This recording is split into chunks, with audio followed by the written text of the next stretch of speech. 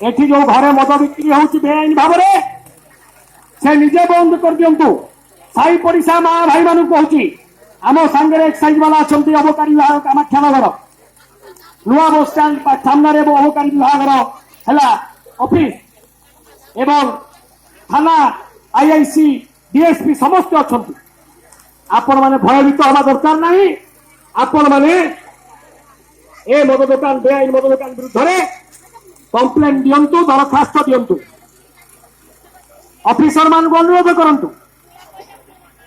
ता सत्वे जदि बंद न हुए ताले मोर फोन नंबर भी अच्छी ये बैनर रे देवाशीष होता मोबाइल नंबर लिखा है ओडिशा महिला महासंघ राज्य सभापति। आज हजार हजार लक्ष लक्ष आज आम ये 5000 लोक बसीचे हजार हजार लक्ष लक्ष लोक ओडिशा बर्तमान माति उठिले आम सांगे भय करिवार नहीं सब मद दुकान बंद कराहब। बोलो भारत माता की। दिघी ऊपर साइड बेआईन मद दुकान बंद करो। सुशांत भाई बर्तमान आपन को उद्बोधन दिंतु गोटे मिनिट।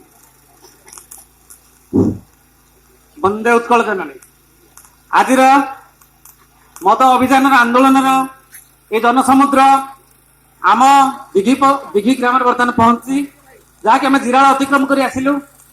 आम दुख और परिताप कहूँ जिराल मद जो बिक्री हुए तार 70 भाग मत दिघी किणा जाए।